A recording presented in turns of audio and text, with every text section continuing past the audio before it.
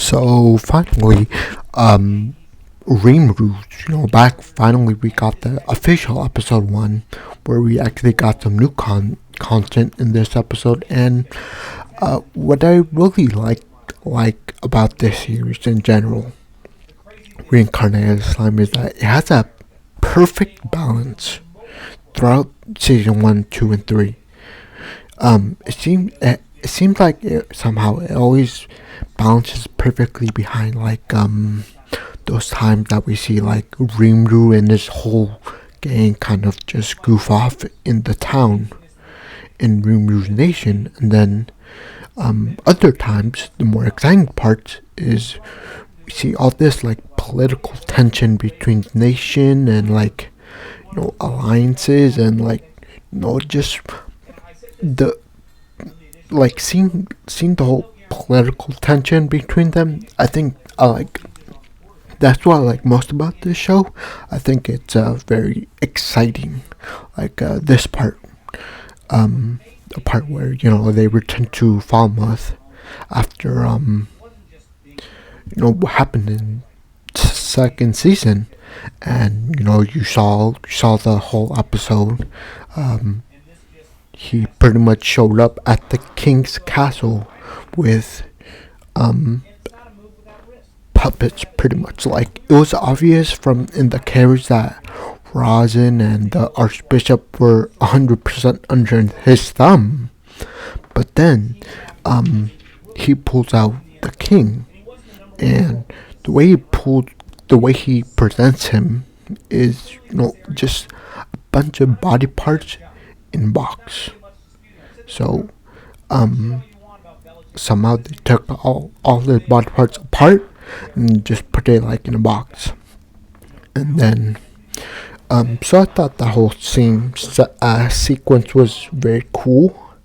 I also like the explanation that Diablo gave, that I gave them 3 options. The first option was that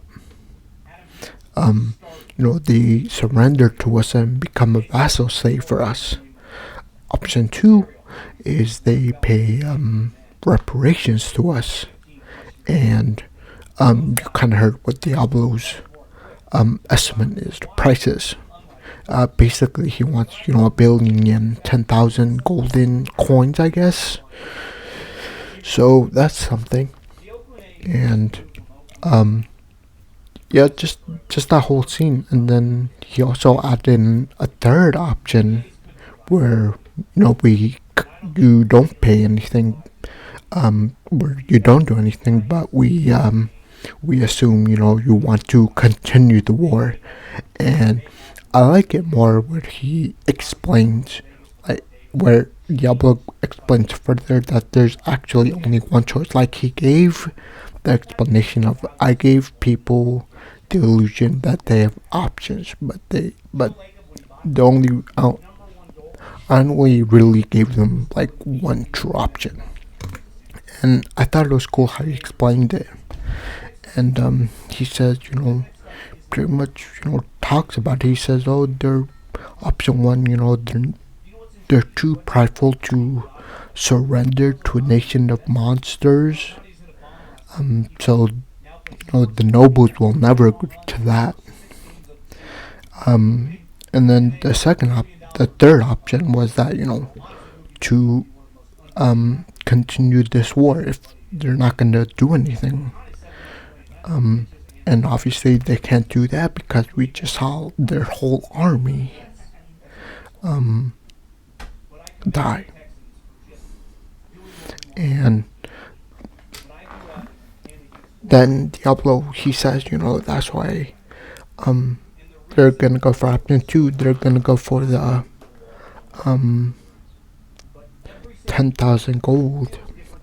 And then I also liked how he explained more when Rimuru said, oh, what if their next king wants to start something. And then Diablo goes down this giant rabbit hole of explaining his whole plot.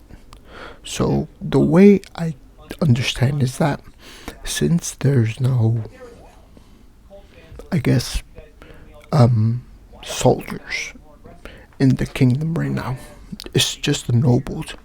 there's gonna be highly likely that there's gonna be some noble faction that wants to pretty much use the king as a scapegoat and kill him, and then conveniently in comes the champion Yum, which was pretty much puppeted to look like the champion. And what they told the other nobles is that, oh, this guy, like, we were about to die, but he pretty much saved us from the storm dragon. And then Diablo further explains that since the nobles and the king, since they're gonna fight from the confusion, the king most likely is gonna turn to one of the people that still not really believe in him, but like that the king knows that he's not gonna do anything to me, and which is Yom is not really gonna hurt him. Like, that's not a job. And Diablo explains that the whole plan is that the king, he basically makes appoints Yom as pretty much the new king of Farmouth, the Farmouth Kingdom, and everyone's obviously gonna go with it because his quote unquote the champion that saved the king from dying in their battle against Rimuru. So I did like that whole explanation that Diablo said. He went further into the rabbit hole, and that he explained his whole plot of like, I'm gonna use this tactic, and like I just like the way he used tactics. Like, even though there were like I guess cheap tactics, I still enjoyed them because they definitely deserve it, because they decided to pick a fight with a nation of monsters that might have not even gotten any protection. So this is really deserved. So then, after Diablo's explanation of basically making Yom the next king, that's where kind of the episode ends. But then I just really liked the first episode. I mean, very exciting. Like I said, I like the political stuff. Finally, we got the official new content of season 3. Can't wait for more. And this episode is gonna be very, very exciting. And I didn't really watch the whole thing, but I did see a portion of it, of the opening, and it seemed like I see a character in the opening that even shows up way down the line, even maybe after the whole war. That this is gonna happen in season 3. So it's making me think, since we saw that character in the opening, maybe season 3 will have much more content than what I originally thought. But either way, I really enjoyed this episode. Really glad that season 3 is back. But yeah, hope you guys enjoyed this episode. I did, and I think I'm just gonna end it there. Please do like, subscribe, and I'll see you next time. Bye.